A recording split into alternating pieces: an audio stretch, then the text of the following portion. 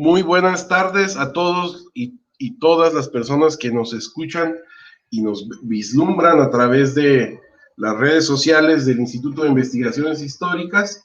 Hemos llegado al último día de las jornadas internacionales de nuestro instituto, y el día de hoy hemos reunido a propósito de la mesa de trabajo relativa a los acervos, fuentes para la historia de Baja California, recintos, condiciones de consulta y posibilidades de estudio. Como ustedes pueden leer aquí abajo, el propósito de esta mesa es discurrir con una serie de ponentes cuyas trayectorias académicas e históricas los avalan para hablar del tema, acerca de las condiciones actuales en las cuales se encuentra la investigación histórica en repositorios tradicionales y digitales.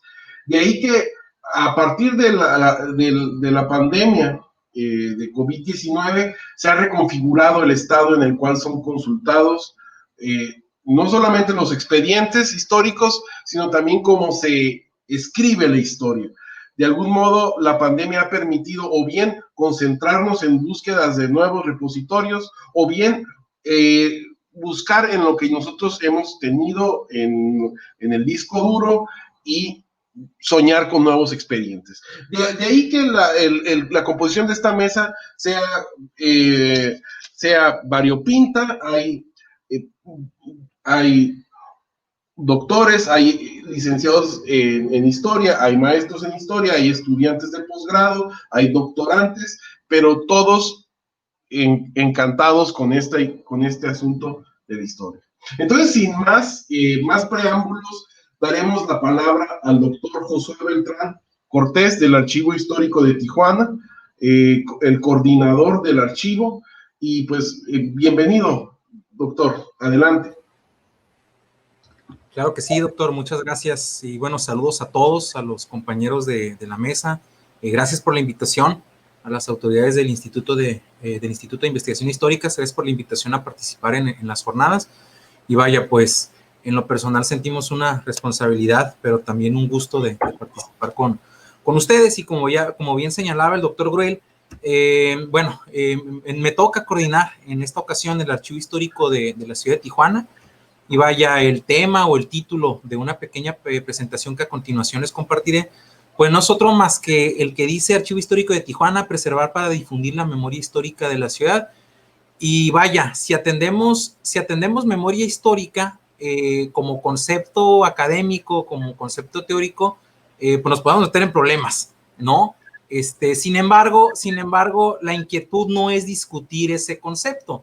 Vaya, hablamos de preservar para difundir la memoria histórica de la ciudad porque de una u otra manera es el objetivo del Archivo Histórico de Tijuana, más allá de una visión, de una misión, porque vaya, los de la misión y la visión, pues es el IMAC en su conjunto, porque sabemos que el Archivo Histórico de Tijuana es una entidad de la paramunicipal reconocida como Instituto Municipal de Horticultura. Y bueno, pues sabemos que el Archivo Histórico de Tijuana tiene una trayectoria ya de 18 años. Nació por allá en noviembre del 2002, sin embargo tiene antecedentes anteriores, tiene antecedentes muy, muy interesantes, porque resultó de una iniciativa netamente ciudadana. Un profesor que, bueno, reconocido por la mayoría de los que nos reunimos hoy en esta mesa, profesor José Saldaña Rico, pero bueno, quizá nuestro público obvie o desconozca ese tipo de detalles.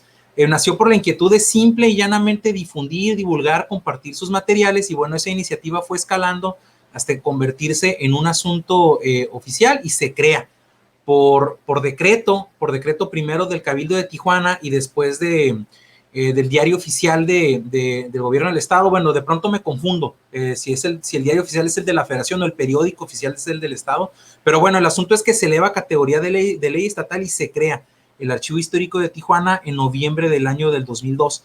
Por eso presume 18 años de trayectoria. Pero vaya, comentábamos que fue proyectada como un repositorio de acervo documental personal, ciudadano. Sin embargo, a lo largo de sus años se ha convertido en un espacio gestor, no únicamente de fuentes para la historia, sino de consulta y de asesoría en materia de memoria, identidad, vida cotidiana y sobre todo patrimonio histórico. Vaya, ya comentábamos que el objetivo, más que la misión y la visión del archivo, es preservar para difundir la memoria histórica de Tijuana, pero ¿la memoria histórica de quién? ¿O memoria histórica para quién? ¿O para quiénes? Encontramos a lo largo de nuestra trayectoria aquí en el Archivo Histórico de Tijuana, tuve la oportunidad de coordinarlo por vez primera en 2007, siendo estudiante de la licenciatura en Historia de la entonces Escuela de Humanidades de nuestra universidad, de la Universidad Autónoma de California. Y bueno, ahorita de nueva cuenta en este bienio, esta administración es únicamente de 2 años, lo que ha abarcado el 2019 y lo que va a abarcar todavía este octubre del 2021. Hemos encontrado que para bien o para mal, cosa que ha sido digna de ser analizada, de ser revisada la cuestión, por supuesto, hemos encontrado una confusión entre los usuarios, entre la memoria y la historia. Aunque nosotros sabemos como profesionistas o profesionales de la historia, aunque nosotros sabemos y ya estamos convencidos de que una puede ser fuente para la otra, es decir, la memoria es fuente para la historia y la historia es fuente para la memoria, ellos, los ciudadanos, los usuarios del acervo del Archivo Histórico de Tijuana, porque en su mayoría es gente común y corriente, dicho con todo respeto, gente ordinaria, vaya, ¿no? Esos que nosotros en las estadísticas catalogamos simplemente como público en general, ¿no? Ellos están muy preocupados por lo que consideran se está perdiendo en Tijuana, entre personajes, las memorias de los mismos, por supuesto, y los monumentos. Así se ha ido conformado, de hecho, el acervo del Archivo Histórico. Ciudadanos preocupados por el destino de sus materiales, ya comentamos memorias, pero también periódicos, libros, fotografías, aunque no necesariamente en material original, tenemos copias y copias de copias y digitalizaciones buenas y malas, pero bueno, pues hemos encontrado con mucho gusto, entusiasmo y con mucho reto que pues, se cumple la máxima que nuestros profesores nos enseñaban en las aulas de la licenciatura, ¿no? El historiador trabaja con el documento como esté, ¿no? O sea, como esté el documento. Y pues hay que trabajarlo, hay que darle voz al documento, ¿no? Ciudadanos, vaya, preocupados por sus acervos, sus materiales, se han acercado desde el 2002, antes del 2002, de hecho, ya comentamos, de manera inicial esta entidad, y vaya, el cúmulo de materiales que ha resultado por el acercamiento de los ciudadanos preocupados por sus donativos, de que dicen, bueno, de que termine en la basura o que termine malbaratado por mis hijos, sobrinos, nietos, pues aquí está, úsenlo para beneficio de algo, ¿no? Incluso se ha conformado ahí un círculo de ciudadanos denominado como Patronato Ciudadano del Archivo Histórico, que bueno, ese tema pues nos puede dar incluso para otra discusión, por la cuestión del tenedor de memoria, de a quién le pertenece la memoria, son otras cuestiones esas. Que con el paso del tiempo se ha ido acumulando material que pues ha venido a significar y a conformar la mayor parte del acervo del Archivo Histórico de Tijuana. De hecho, en un 80-70% quizá del archivo histórico ha resultado de donativos de ciudadanos que pues, se han preocupado por en dónde van a terminar sus materiales o aquellos materiales que ellos han considerado que pueden ser fuentes o fuente para la historia. En la primera etapa de la trayectoria del Archivo Histórico de Tijuana es que se conformaron estas bases que ya estamos comentando, esas bases que pudiéramos considerar como ciudadanas, por decirlo de alguna manera. Y bueno, es la etapa que más ha abarcado al Archivo Histórico, de los 18 años que tiene 15 años, ¿no? De conformación, de búsqueda, de acercamiento, de organización, y al mismo tiempo de construcción de grupos, para bien o para mal, de apoyo o no, en favor o en contra del archivo. Sin embargo, durante la administración pasada encontramos que se caracterizó por una etapa breve, pero intensa y muy interesante de profesionalización.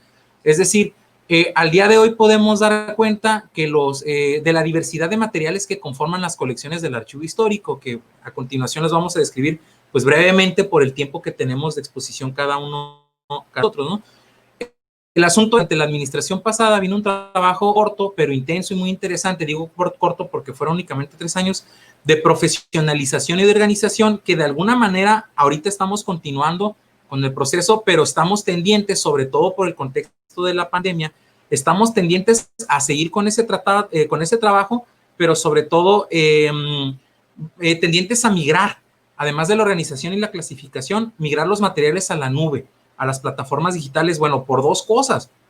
1, la insuficiencia del espacio físico del archivo histórico. Ahorita ya no cabe ni una aguja en este archivo. Tenemos un problema muy serio de espacio. No hemos podido hacer cumplir la ley de archivos, de prácticamente ir a tocar la puerta o mandar oficios a las distintas dependencias municipales para que nos manden sus distintos materiales, porque no caben, no tenemos espacio. Ni ellos lo han hecho, quizá por desconocimiento de la ley o porque están ocupados en otras cosas, no lo puedo decir, pero nosotros no lo hemos hecho tampoco porque si lo hago o si lo hacemos como IMAC o como Archivo Histórico de Tijuana, ¿dónde voy a poner todo eso? ¿Dónde vamos a poner todo eso? Corremos el riesgo incluso de cerrar, ¿no? Para poder reorganizar o reorientar los espacios y además trabajar los distintos acervos. Pero por lo pronto estamos tendientes, decía, a migrar las colecciones, los acervos a la nube, a las plataformas de las digitales, de las redes sociales. Y vaya, la situación provocada justamente por el COVID, ya lo comentaba de manera inicial el doctor Gruel, la situación provocada por el COVID ratificó esto que estamos comentando, ratificó además el alcance de las redes sociales, no únicamente la necesidad de irnos a lo digital, sino el alcance de redes sociales y la capacidad de difusión de sus plataformas digitales. Tan solo a través de la página de Facebook del Archivo Histórico se ha logrado triplicar la cantidad del público al alcance del archivo, ¿no? Y vaya, sin promoción monetaria alguna, todo únicamente por procesos orgánicos, publicar constantemente, compartir en otros grupos afines o clubes afines a esto llamado historia. Y vaya, se han roto récords de algunas cifras de difusión con las que en el pasado contaba el Archivo Histórico de Tijuana. En el contexto del aniversario de la ciudad y también en medio de la pandemia, hemos logrado registrar con una sola actividad en plataformas digitales hasta 55,000 personas alcanzadas. ¿Por qué comentamos esto? Porque gracias a esos números, lamentablemente la administración pública se fija más en la cantidad y no en la calidad, me da mucha pena decirlo, pero es una realidad que todos nosotros conocemos. Sin embargo, el presentar este tipo de números, este tipo de argumentos, ha logrado justificar procesos e inquietudes de modernización, de digitalización y, por supuesto, de demostrar, justificar que la migración a las plataformas digitales, a los repositorios de redes sociales, pues ya no es un lujo, sino una mera necesidad. Ahora, si me lo permiten, voy a compartir pantalla para mostrarles una parte de, así muy por encima, apenas rascando la superficie de lo que es el Archivo Histórico de Tijuana. Con algunos colegas investigadores, por iniciativa de ellos, les hemos compartido los catálogos del acervo. Sin embargo, pues ya hemos hecho esperar por cuestiones de pandemia, por cuestiones también de trabajo, de saturación de trabajo, hemos hecho esperar la firma de un convenio pendiente, tanto con la universidad en lo general como con el Instituto de Investigación Históricas en lo particular, para justamente eso, que el acervo esté al alcance de todos, empezando por los colegas profesionales de la historia, pero también de los estudiantes, en el caso del instituto de maestría y de doctorado, ¿no? Pero bueno, a ver si no me equivoco aquí compartiendo la pantalla. A ver, según yo ya se está compartiendo, me indican si es así, por favor. Todavía no se comparte, doctor. A ver, no sé si ahí ya está. A ver. Todavía no, ya.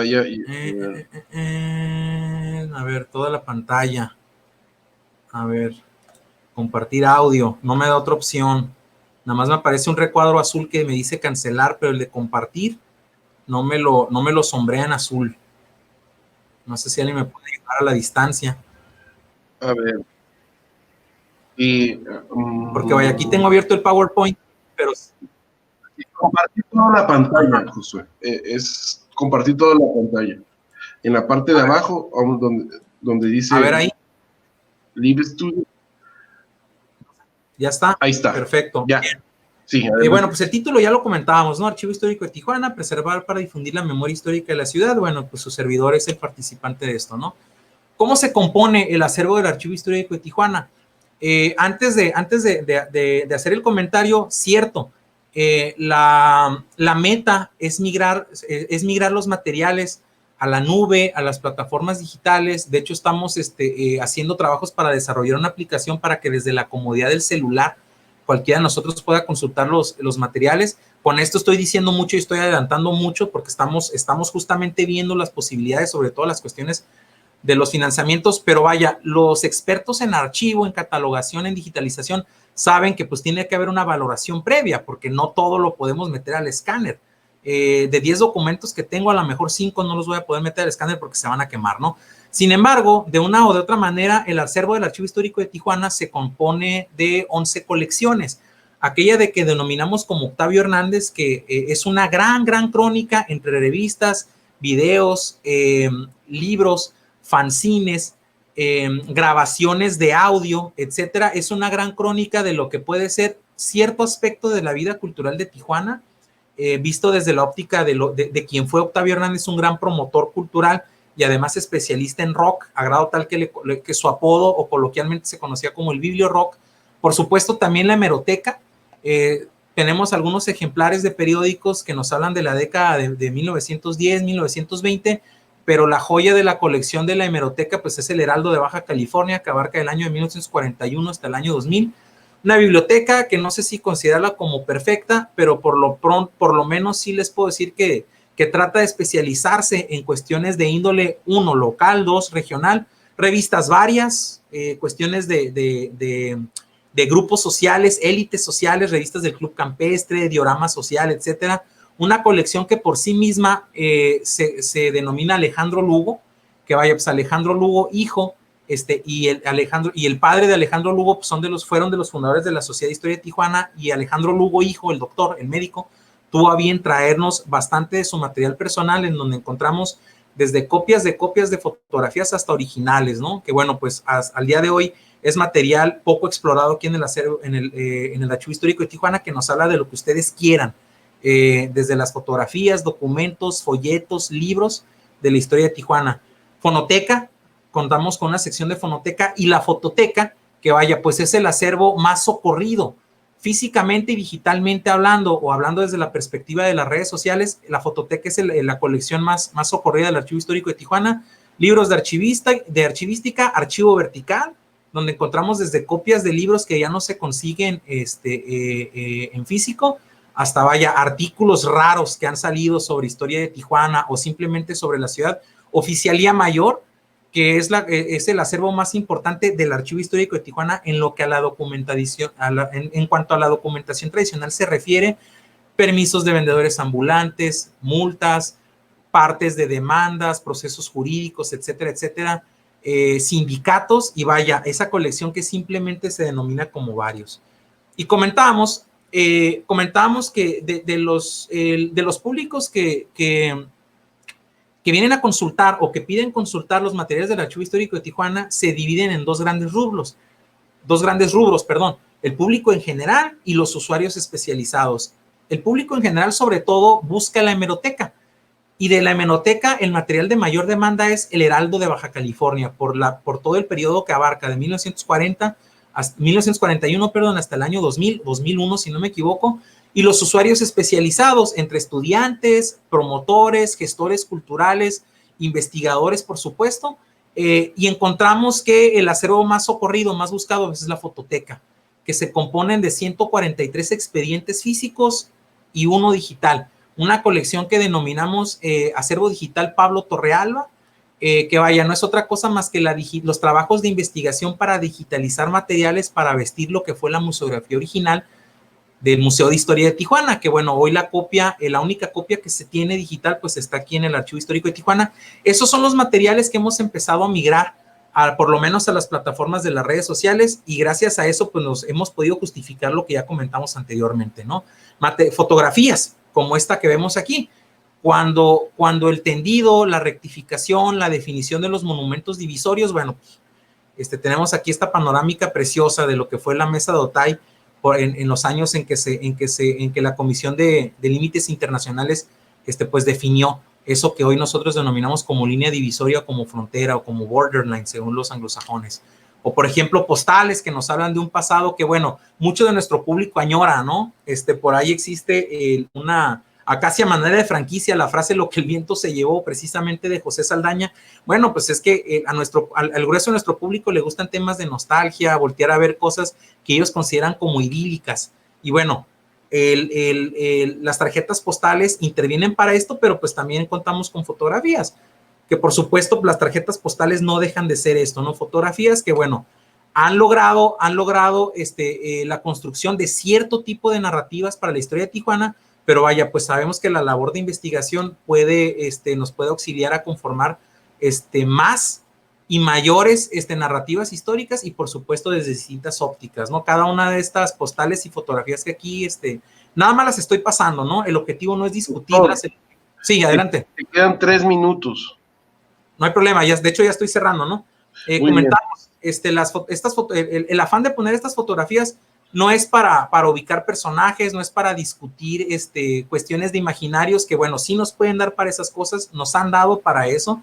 El éxito que hemos tenido en las redes sociales se da precisamente por esto, por el manejo de este tipo de perfiles, pero vaya, únicamente las pongo porque comentábamos, el acervo más socorrido por parte de los públicos especializados, pues es la fototeca, y además es el material más exitoso que a la fecha tenemos en el Archivo Histórico de Tijuana, porque vaya, la fama, buena o mala, eso no lo voy a decir yo, lo van a decir ustedes, la fama y el éxito que ha alcanzado el Archivo Histórico de Tijuana, a pesar de las condiciones en las que se encuentran, ha sido precisamente a través de las fotografías y la organización de exposiciones de fotografías, particularmente las pertenecientes a la colección y acervo de Kingo Nonaka. Y bueno, pues de mi parte es todo. Muchas gracias y cualquier duda, cualquier comentario, sus órdenes. Muy bien, doctor Josué. Cabe agregar que la tesis de maestría, si no me equivoco, del doctor Josué sobre la tecnología del YOLI es un concepto Foucaultiano ligado a la foto en Tijuana, pues es una amplia exploración acerca de este acervo. Si no hubiese otro comentario que agregar, les cedemos la palabra al licenciado Aarón García Acosta, actual estudiante de la maestría en estudios culturales del Colegio de la Frontera Norte, y hasta hace poco tiempo el coordinador del Archivo Histórico de Tijuana, de Rosarito, perdón, un lapsus. Adelante, Aarón. Sí, muchas gracias, doctor. Bueno, en primer lugar, pues agradecer al Instituto de Investigaciones Históricas de la UABC por la invitación y por la consideración en dejarnos participar aquí en las jornadas, ¿no? Ahora virtuales. Y bueno, me da mucho gusto estar aquí porque pues ya nos conocemos, algunos ya nos conocemos y pues hemos estado platicando, bueno, en su momento cuando yo estuve en la coordinación del archivo, hemos estado discutiendo con el maestro de la Torre y con el maestro Beltrán sobre temas que tienen que ver con procesos de clasificación y de preservación de los documentos, ¿no? Y bueno, la presentación que les traigo hoy, pues es meramente introductorio, es más que nada ilustrativo, porque precisamente por la propia naturaleza de la coordinación, el Archivo Histórico de Playas de Rosarito no tiene más de 3 años, tiene 2 años y cacho. Nació hace 2 años y pues nos toca a nosotros comenzar a definir qué es esto del archivo histórico y la justificación del archivo histórico dentro de Playas de Rosarito, ¿no? Que es, digamos, pues es un municipio relativamente joven a comparación de los otros, a comparación de los demás, en el estado de California. Y pues en ese sentido nosotros nos tocó comenzar meramente desde cero, ¿no? ¿Qué es un archivo histórico y por qué es importante? Y pues en ese sentido voy a platicar sobre las experiencias que tuve dentro de ahora sí que los primeros pasos del archivo histórico de Rosarito. Y me parece importante también señalar lo que también el doctor Beltrán mencionaba acerca de los retos, ¿no? que implican también en estos labores de archivos históricos, ¿no? Y sobre todo poder reflexionar que es un buen momento en la consolidación del archivo histórico de Rosarito, ¿no? Y bueno, voy a compartir pantalla.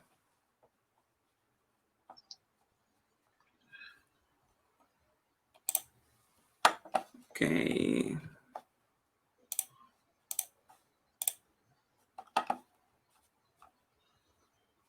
Ya se está proyectando. Ok, muy bien. Entonces, permítame.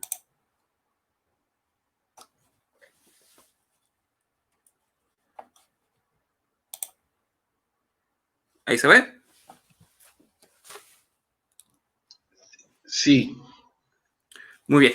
Bueno, pues como les comentaba, yo titulé esta pequeña presentación como Experiencias en la coordinación del archivo histórico de Playas de Rosarito y los retos para su consolidación, ¿no? Y bueno, un poquito de antecedentes sobre la creación del archivo histórico de Rosarito. Pues sí es importante mencionar, ¿no? Que desde el 2008, 2009 aproximadamente, pues se comienza a impulsar a través de actores locales y culturales la creación del Reglamento Municipal de Archivos, ¿no?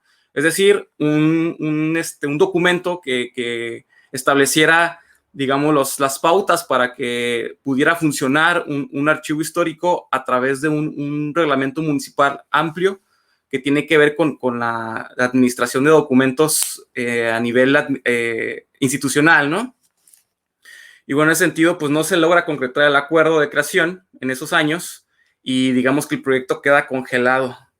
Ya más adelante, hasta el último trimestre del 2017, ya en el 7º ayuntamiento, pues se aprueba digamos, la creación del sistema de archivo municipal y en ese sentido se busca hacer una modificación de ese propio documento, ¿no? En esta modificación, pues lo que se intenta hacer es integrar al archivo histórico con una coordinación dentro del Instituto Municipal de Arte y Cultura, ¿no?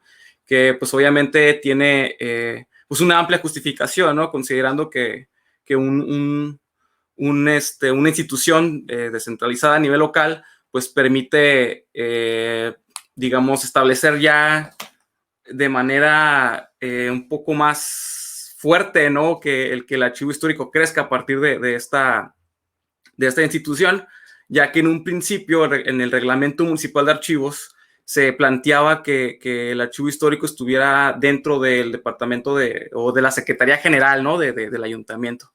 Y bueno, en ese sentido, pues consideraron que era más importante involucrarlo ya dentro de la gestión cultural, ¿no? A través del IMAC. Y bueno, pues en el 2 de enero del 2018 comienza a operar la coordinación y pues desde ese día, digamos el día 1, pues me tocó pues a tratar de explicar y justificar, ¿no? qué es un archivo histórico, ¿no?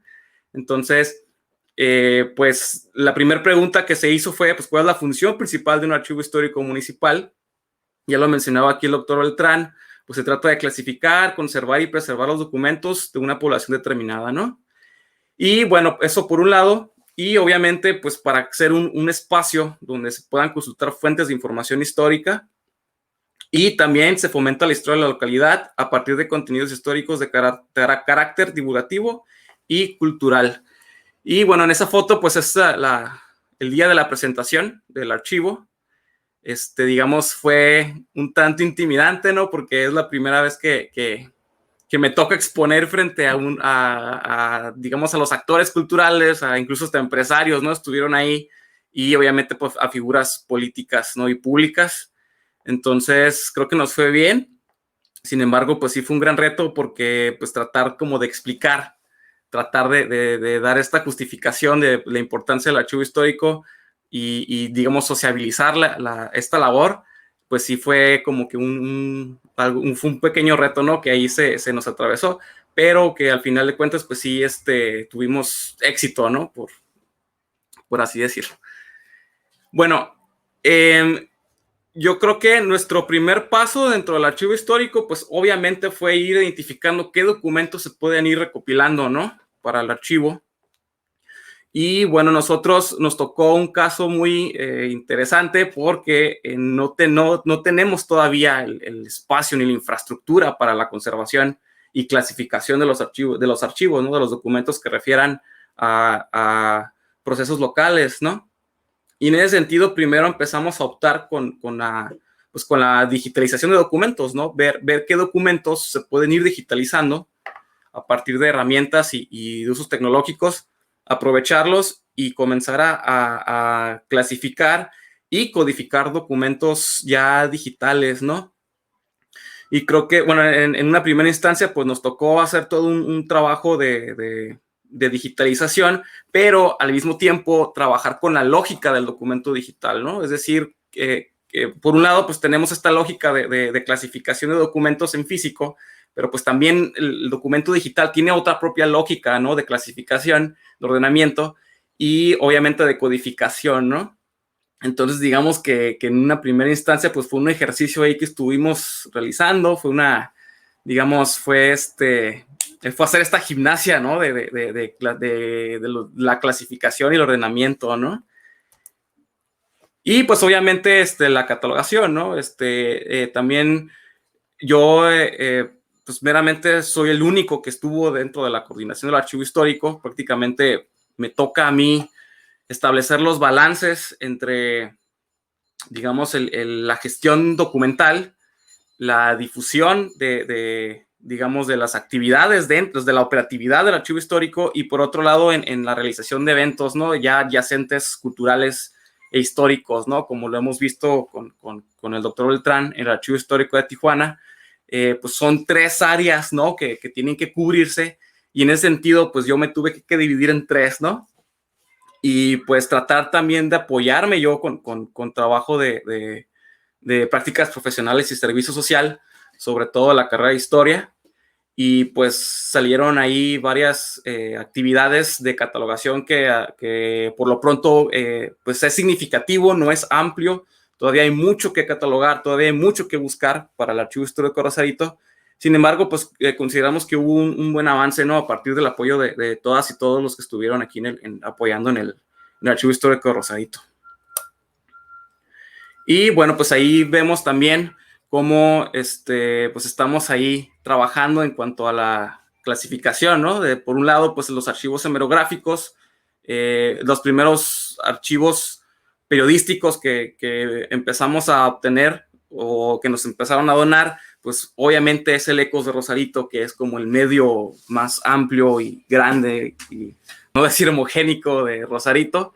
Entonces estuvimos catalogando una serie de periódicos alrededor de la década de los 90, y obviamente también encontramos otros medios que anteceden al Ecos de Rosarito, como es el Guardián de Rosarito y el Impacto de Rosarito, ¿no? Que aproximadamente están entre los 80s y 90s. No están las colecciones completas, no están las ediciones completas, pero pues sí tenemos ahí de manera significativa una serie de archivos hemerográficos que logramos catalogar, ¿no? Y por otro lado, pues la digitalización de fotografías, ¿no? Nos pareció importante también tener un acervo digital a partir de las fotografías que nos estuvieron donando. Nos funcionó también hacer, digamos, convocatorias, ¿no? Convocar a la ciudadanía para que llevaran sus fotografías, se las digitalizaran, y en caso de que no quisieran donar sus fotografías en físico al archivo histórico, pues se entregaban, pero ya teníamos digitalizadas digamos, teníamos ya la copia digital, ¿no? Del archivo original, ¿no?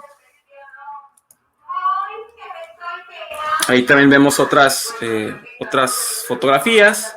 Tenemos por ahí algunas revistas que encontramos. Y obviamente, pues también nos tocó en ocasiones realizar actividades que tiene que ver con la búsqueda de testimonios, con algunas entrevistas, ¿no? Que también permitiera rescatar a partir de un tema o enfocándonos en algún tema particular que tenga que ver con historia local, pues realizamos entrevistas, ¿no? Y bueno, algo que... Aarón, te quedan 3 minutos. Bien. Bueno, pues también tenemos aquí actividades adyacentes, charlas históricas, tuvimos congresos de historia, tuvimos también otras actividades con escuelas, ¿no? Con esto de la idea de complementar la actividad del archivo histórico y cumplir con esta parte de la difusión y la promoción de la historia local, ¿no? Bueno, me voy a adelantar para... Muy bien. Pues, ¿qué vemos aquí? En cuanto a la consolidación del archivo histórico, pues obviamente la infraestructura, ¿no? Y el mantenimiento. Se necesita un espacio adecuado para preservar y empezar a gestionar todo lo que tiene que ver con documentos, ¿no? De Rosarito, ¿no? Y por supuesto, pues esto que les mencionaba, ¿no? De balancear la operatividad interna de la coordinación. Por un lado, la gestión documental, la coordinación de las actividades culturales y la promoción de eventos y difusión de los contenidos, ¿no? Bueno, y esto que también mencionaba el doctor Beltrán, pues de continuar sensibilizando a las instituciones públicas sobre la necesidad de un archivo histórico que preserve la memoria de la ciudad. Y pues eso tiene que ver, ¿no? Con la necesidad de continuar estableciendo una relación con las instituciones, de sensibilizarlos y hacerles entender, ¿no? De la importancia de construir un archivo histórico y por lo tanto cumplir ya con la ley, ¿no? Con la nueva ley general de archivos que se publicó. Y por otro lado, pues también en aspectos formales y académicos, pues también crear una red, ¿no? Ya académica que permita generar otras aproximaciones a la generación de conocimiento histórico a nivel local. Y es decir, la necesidad de un acervo en Playas de Rosarito para la reconstrucción histórica en términos formales académicos, ¿no? Esto con la idea de que si hay un archivo histórico, pues hay un espacio para generar conocimiento y por lo tanto, pues debemos de establecer una red, ¿no? O empezar a enfocarnos un poco más ya aquí en Rosarito a empezar a escribir sobre historia local desde la academia, ¿no?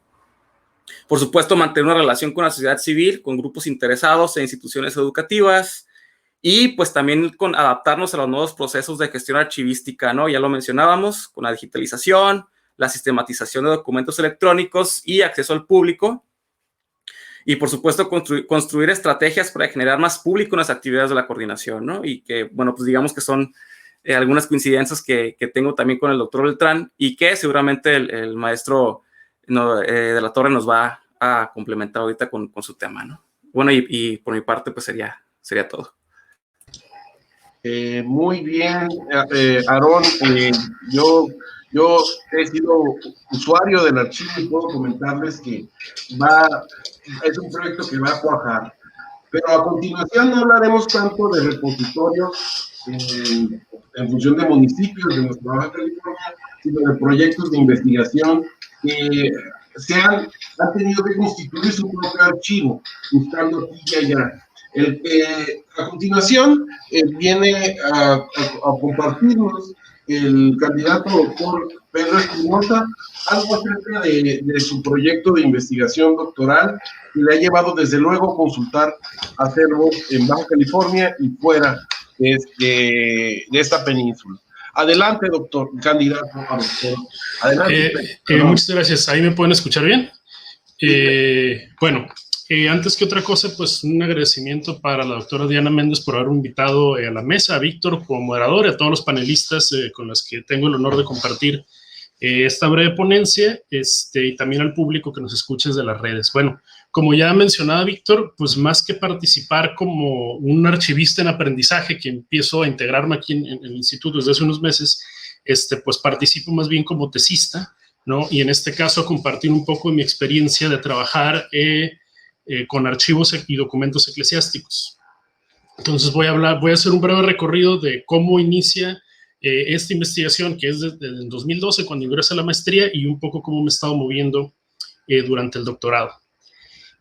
Bueno, en realidad este recorrido comienza cuando tengo la oportunidad de consultar el Archivo Diocesano de Tijuana, que fue en 2012, y bueno, en ese momento se puede decir que los materiales que me encontré y los materiales que había en el Instituto de Investigaciones Históricas, la mayoría copias de los fondos del Archivo General de la Nación y algunos materiales también del Archivo Histórico del Estado de Baja California en Mexicali, me resultaron suficientes para responder algunas interrogantes que estaba formulando en ese momento, que básicamente estaba tratando de construir un estudio de caso de cuáles habían sido las consecuencias del conflicto religioso de los años 20 y 30 en una localidad fronteriza como Tijuana, ¿no?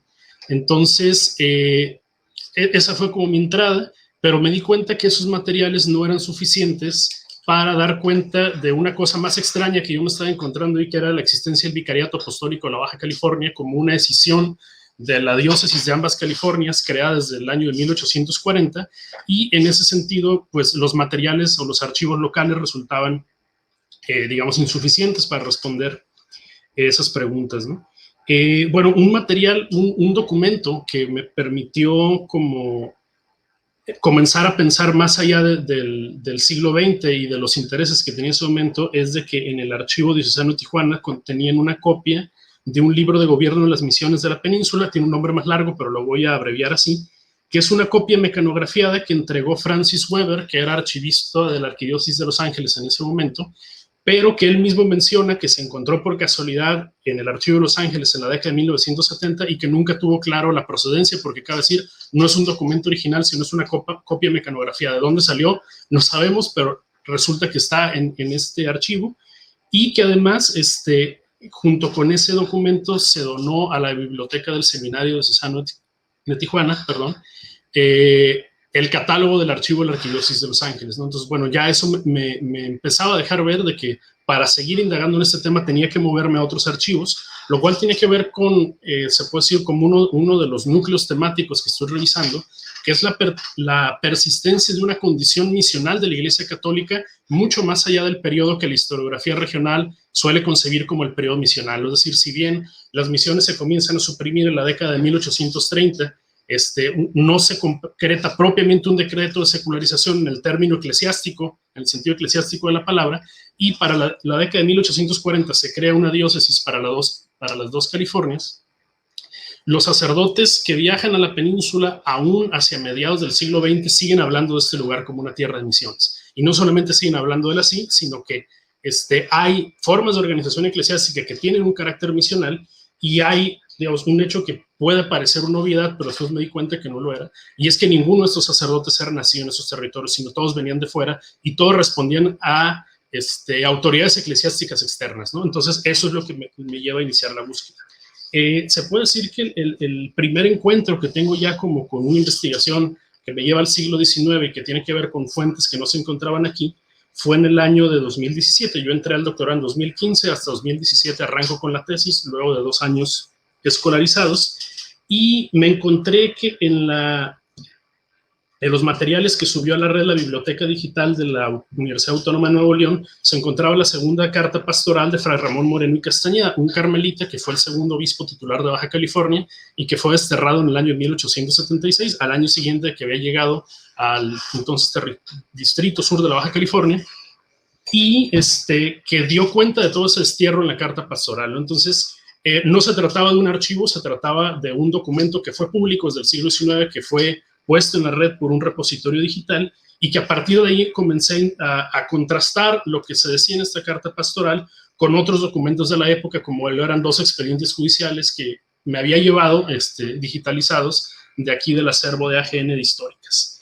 Y bueno, en ese momento escribo un trabajo escolar para la clase Historia, Sociedad y Cultura en el siglo XIX mexicano de la profesora Anne Staples, tratando de dar cuenta del destierro de este obispo. Entonces, más que ir a visitar archivos, me empiezo a meter en repositorios digitales, ¿no? Entonces me encuentro cosas interesantes, como que el grupo Carso digitalizó el archivo de la provincia mexicana, la Orden de los Carmelitas Descalzos, y entre otras cosas, tenían el expediente personal de este obispo. Empiezo a buscar también en las bases de datos de algunas hemerotecas y me encuentro, por ejemplo, que había un seguimiento bastante puntual del destierro de este obispo en la prensa española. Por ejemplo, la Biblioteca Nacional de España sube varios materiales de la hemeroteca, porque bueno, este obispo, después de ser desterrado de Baja California, duró varios años viajando por el mundo, entre otras cosas pidiendo limosnas para este pobre territorio y misiones. Estoy hablando de la década de 1870, 1880, parece que esas limosnas nunca llegaron para acá y él mismo nunca volvió, pero es interesante este seguimiento porque en su expediente personal me encuentro, por ejemplo, los documentos que él presentó ante la Santa Sede, porque tuvo una audiencia personal con el Papa Pío IX, el que fue conocido en su momento como el prisionero del Vaticano. Entonces llegaron noticias de la península hasta por allá.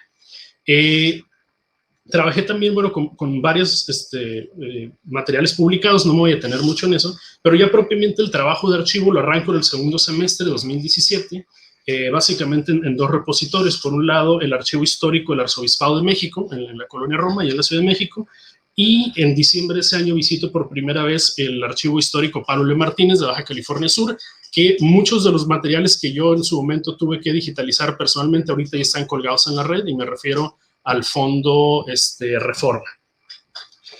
Varios de esos materiales me permitieron tener una mirada más o menos clara de cómo se dio la separación de la Iglesia y el Estado en el caso del territorio sur, bueno, de la península de Baja California, hacia mediados del siglo XIX, y hay un artículo que ya está circulando en la revista Me Llevó, sobre Juan Francisco Escalante, el primer obispo de Baja California, que pueden consultar, y que hay más que con fuentes eclesiásticas, trabajé con fuentes gubernamentales.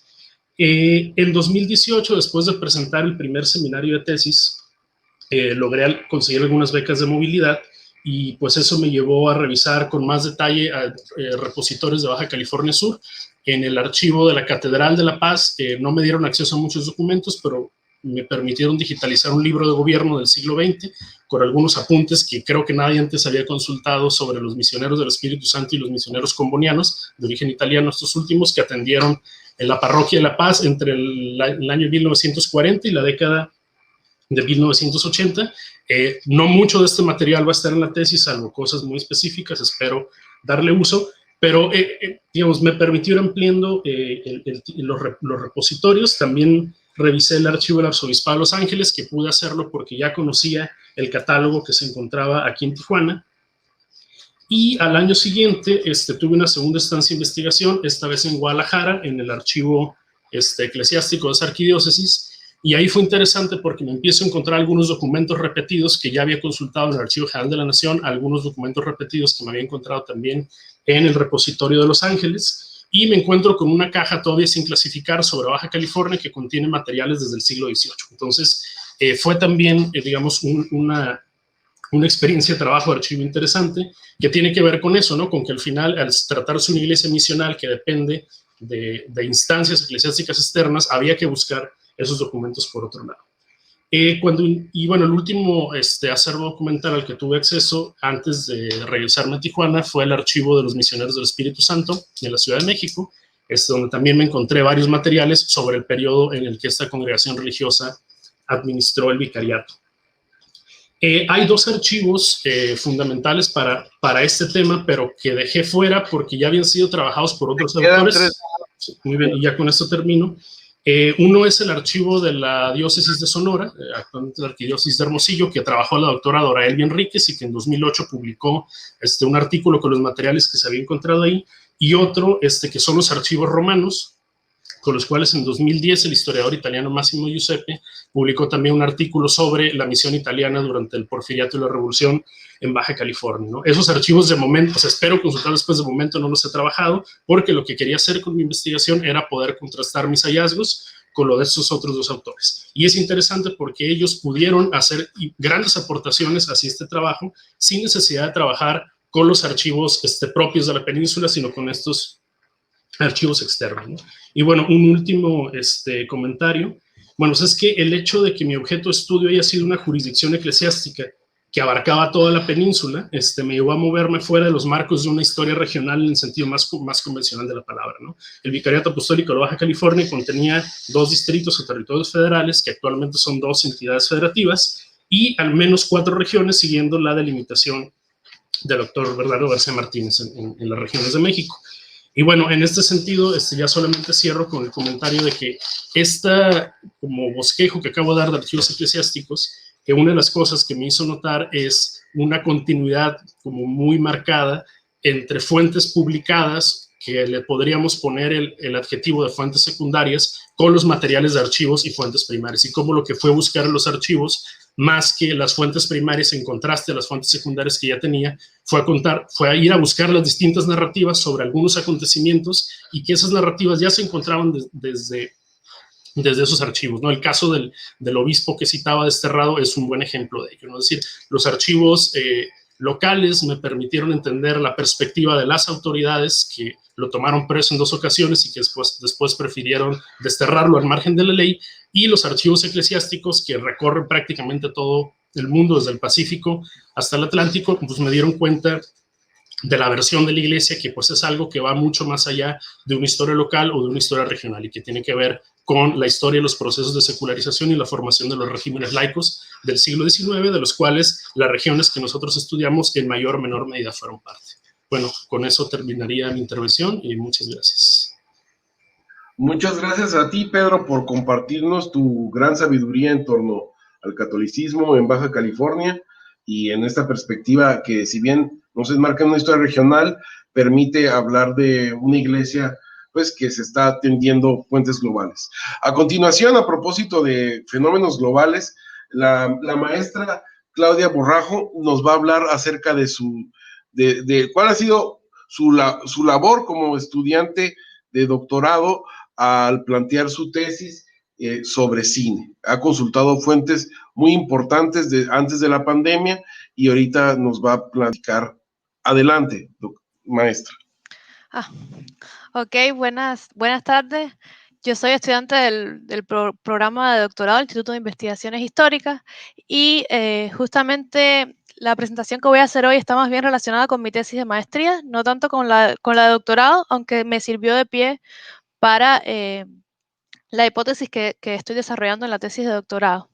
Entonces, voy a presentarles primero en líneas generales cuáles fueron los principios metodológicos con los que trabajé en mi tesis de maestría para el uso del cine, para el trabajo con el cine, y cómo estos me llevaron a la lógica de uso de determinadas fuentes.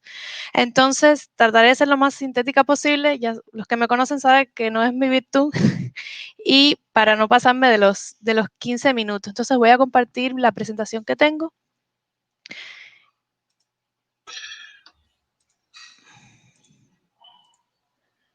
¿Me confirman si se ve? Sí. Ya se ve.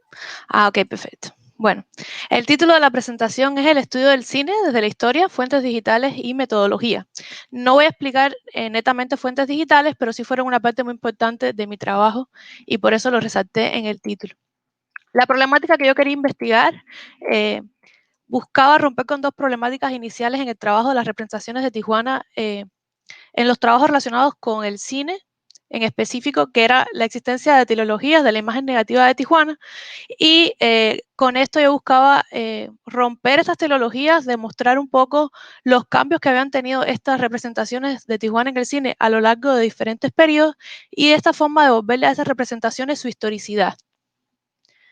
Entonces, los objetos de análisis en los que me enfoqué fueron los filmes, pero entendidos desde el punto de vista que eran películas muy específicas estadounidenses que formaban parte de un esquema industrial complejo, que tenían un horizonte representacional delimitado y muy bien fijado en función del esquema productivo que alcanzó la industria de Hollywood en estos años. Yo me centré en la década del 30, pero realmente trabajé las décadas anteriores para poder entender el cambio y contextualizar este periodo del 30. Entonces sí, traté de conocer la filmografía y los procesos de producción que había atravesado desde los primeros filmes en los cuales Tijuana se usó como locación o como parte de la narrativa.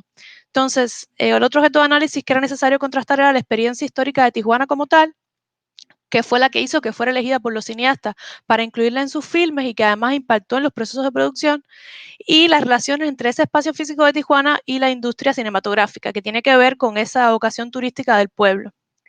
Entonces, los apuntes metodológicos fundamentales, que son los que voy a tratar de sintetizar aquí, para que entiendan un poco qué fue lo que me llevó a las fuentes con las que trabajé, se basan en que estas películas que yo pude identificar, donde Tijuana era utilizada como escenario o como parte de la narrativa, todas fueron películas de ficción y idealmente para los estudios del cine, de la historia, las películas de ficción que narran una historia contemporánea son ideales, porque los filmes constituyen más bien una expresión ideológica de la contemporaneidad, no importa si están tratando de retratar un momento histórico. En el caso de los filmes que yo trabajé, no había una intención de representar momentos históricos, sino la contemporaneidad. Entonces eso se podía considerar un valor agregado. Entonces, estas películas que no tenían pretensión de ser históricas, tenían una estética realista y una carga social, unas más que otras. Por ejemplo, The Champ o Border Town fueron una de las más impactantes en este sentido, por tener una pretensión de crítica social, en mayor o menor medida. Entonces, bajo la influencia de la crítica postestructuralista y postcolonial, también se valorizó la parte narrativa del discurso histórico que contienen los filmes. Entonces, fue otra cosa que era importante que yo tuviera en cuenta para desarrollar mi investigación. Entonces, y digamos que tradicionalmente todos los historiadores que se han acercado a la disciplina, al cine, como fuente o para su estudio, desde cualquiera de sus ángulos, le han puesto atención a la parte narrativa del filme. Y mi trabajo en ese sentido no iba a ser distinto. Entonces, es imposible, era muy importante también para mí de saber y también compartir que es imposible trabajar el cine si no se contrasta con otras fuentes, porque quizás fue uno de los primeros retos que yo enfrenté en mi investigación, que uno comienza acumulando las películas y tratando de verlas, pero ellas por sí, en sí mismas, no te dicen nada. Por lo menos desde el punto de vista de la disciplina histórica, la narrativa fílmica por sí sola no te dice suficiente, necesitas fundamentarte en otras fuentes que te contrasten. Y eso fue lo que me hizo a mí empezar a indagar en otros caminos y fue lo que realmente me dio claridad sobre lo que yo estaba viendo, sobre las representaciones que yo estaba viendo, que me podían dar una imagen incluso un poco idílica de Tijuana en algunos casos y que estaban justificadas por procesos sociales que tenían más que ver con el contexto que con lo que yo estaba viendo. Entonces, una de las deficiencias más comunes que se da en la investigación histórica sobre el cine y que de hecho la pude identificar a lo largo de mi investigación en los trabajos previos que tuve que leer y consultar, es que hay una tendencia a no ver las películas. O sea, ya esto sería todo lo contrario a esta idea de que la película te lo dice todo. Sería la idea contraria de que no necesitas ni siquiera ver la película, solo lo que otros historiadores han dicho sobre ella o lo que otros trabajos han dicho sobre ella. Y esto es también un error metodológico. Uno como historiador necesita ver por sí mismo los filmes para poder hacer el contraste con otras fuentes y llegar a sus propias conclusiones. Y de hecho, se pudo identificar muchos errores en diferentes autores, algunos de libros, otros de artículos, en los cuales se hacían aseveraciones relacionadas con los filmes, su función o su carácter o su propia narrativa, que realmente eran erróneos, pues habían fallado en creyendo lo que otra persona había dicho sobre la película y no habían consultado los filmes como tal. Entonces, partiendo de esto, es esencial ver el cine como un arte y una mercancía al mismo tiempo. Como arte, pues tiene su valor comunicacional, fue una herramienta clave del imperialismo cultural occidental y tiene una serie de valores de uso y de cambio que se relacionan ya con su valor como mercancía. Entonces, esta lógica de su función mercantil también ayuda mucho a situar la narrativa y lo que está ocurriendo en la película, el producto final, qué es lo que estamos viendo, por qué lo estamos viendo de esta forma. Por ejemplo, los códigos de representación que definieron los principales géneros de la industria cinematográfica estuvieron determinados por esta mercantilización que experimentó el cine hollywoodense en estos años y generó una infraestructura de producción con el Studio System que tenía pues mucho que ver con esta, prácticamente era como estas producciones en cadena, ¿no? Heredadas de este sistema fordiano de producción y se aplicaba al cine, o sea, ya se generaban arquetipos, narrativas que se repetían una y otra vez y habían ciertos elementos visuales o narrativos que tenían un valor de uso porque podían insertarlos en cualquier película y digamos que en términos comunicativos, el público era capaz de decodificarlo y entender lo que le querían decir sin necesidad de ser demasiado explícito. Entonces, este tipo de valor de uso lo tuvo también Tijuana. Tenía un valor en el imaginario del público que le servía muchas veces a los productores para insertar la ciudad dentro de una narración y darle cierto matiz a la historia sin necesidad de dar muchos detalles o abarcar más en lo que se quiere decir. Entonces, para mi estudio, hay diferentes escuelas para el estudio del cine, específicamente de historia del cine. Entonces, yo tenía esta disyuntiva entre priorizar un enfoque de cine industrial, viendo el cine como industria o como cine de autor. Y tomé más el camino de asumirlo como el cine como industria, porque los filmes que elegí fueron más un producto de los estudios de Hollywood que de la visión particular de directores. Y además, pues Krakauer también explicaba esto, que es muy peligroso cuando se hacen análisis de cine desde el punto de vista de autor, porque siempre tiene límites, ya que en definitiva, no importa el rol que tenga el director en una producción, un filme siempre va a estar mediado por numerosas personas que intervienen en la producción y numerosas fuerzas económicas, sociales. Entonces, siempre el enfoque del cine de autor es un poco limitado y pues no es lo que yo recomendaría. Entonces, a diferencia de los autores de la Escuela Realista de la Historia del Cine, que pues esta es otra rama, yo descarté considerar el cine como un reflejo puro de los imaginarios sociales. Y de hecho esto es una tendencia que se ha venido ponderando. Porque digamos que es algo muy común y muy popular que todos digamos, el cine refleja. Entonces, eliminar esa imagen de nuestra mente. El cine no es un reflejo, él es un objeto en sí mismo. No es un reflejo fantasmal de otras cosas, es una construcción propia con su propia narrativa y tiene su propia discursividad y su propia evidencia de procesos históricos, sociales y de cualquier tipo. Entonces, no verlo como un reflejo. Entonces, utilicé el análisis cinematográfico pues, para examinar todo lo que tiene que ver con la parte más estética del filme, las puestas en escena, los sonidos, la estructuración de la narración y el análisis textual fue mucho más importante para mí para entender las dimensiones simbólicas y narrativas de la estética filme que uno puede determinar a partir del análisis básico cinematográfico.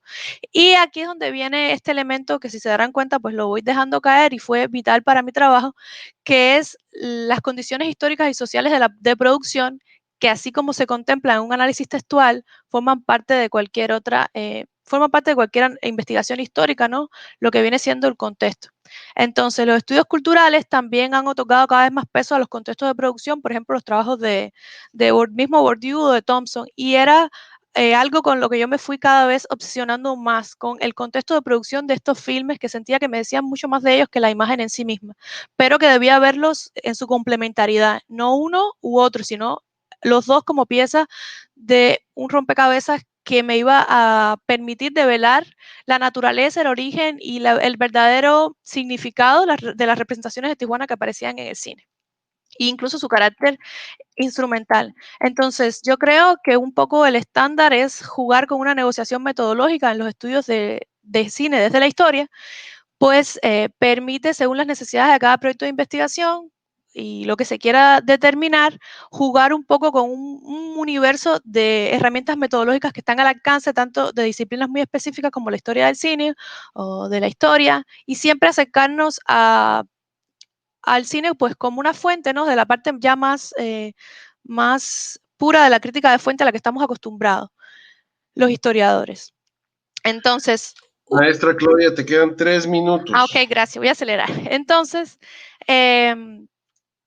una de las partes fundamentales de este contexto de producción eran las normas, ¿no? Las normas que determinaron lo que se podía decir, lo que era decible o no decible en estas imágenes cinematográficas que van de las formas estandarizadas de representación, como las que les expliqué anteriormente, o las convenciones plásticas admitidas y las políticas culturales o las normas de censura. Y aquí jugó un papel muy importante el código de producción de la Asociación de Productores y Distribuidores de Estados Unidos, y muchas de las fuentes que yo utilicé pues fueron para determinar los análisis de estos grupos para determinar la modificación de guiones o la aprobación o no de películas y los certificados que permitían la distribución y proyección como tal de las películas. Entonces, después les puedo compartir la presentación a las personas que tengan interés en saber más sobre esto. Pero en definitiva, las problemáticas del contexto material y simbólico de la producción y reproducción de estas representaciones sociales fue la historia que yo deseaba contar, y fue en lo que me enfoqué para desarrollar mi tesis de maestría sobre las representaciones de Tijuana en el cine, cómo se explicaban a partir de contextos mucho más amplios que el local, porque de hecho los archivos locales tampoco tenían mucho que decir y tenía que ver justamente con esta realidad, que eran representaciones construidas y elaboradas a partir de negociaciones que estaban muy alejadas del espacio local. Lo que tenía que ver con el espacio local era más bien lo vinculado a ciertas figuras de la industria que tenían intereses pues la industria del entretenimiento, de la industria del cine, que tenían intereses en la industria del entretenimiento de Tijuana. Entonces, las aseveraciones que yo pude hacer en mi investigación no se fundamentaron netamente en la lectura crítica de los filmes, dando protagonismo a elementos semánticos o narrativos, sino en relación a la dialéctica que existe entre esos elementos y las condiciones de producción que pautaron las estrategias discursivas. Entonces, explicar las relaciones de producción socialmente condicionadas que preceden el enunciado de representaciones sociales en el discurso cinematográfico desde un enfoque un poquito más materialista permite un abordaje más coherente u objetivo del estudio del mundo simbólico de la disciplina histórica. Y entonces las bases de datos digitales y gratuitas que yo utilicé fueron el archivo digital de la Asociación de Productores y Distribuidores de la Industria Cinematográfica a cargo del Instituto Flinders para Investigaciones en Humanidades de la Universidad de Flinders en Australia, las colecciones digitales de la Biblioteca Margaret Herrick de la Academia de Artes y Ciencias Cinematográficas en Los Ángeles, la colección digital de periódicos de California del Centro de Estudios e Investigaciones Bibliográficas de la Universidad de California, Riverside, la librería digital de historia de los medios a las que se puede acceder desde la plataforma Lantern, o sea, lantern.com de la Universidad de Wisconsin-Madison, la Hemeroteca Nacional de México y el catálogo digital de largometrajes producidos en los Estados Unidos de la AFI, la American Film Institute.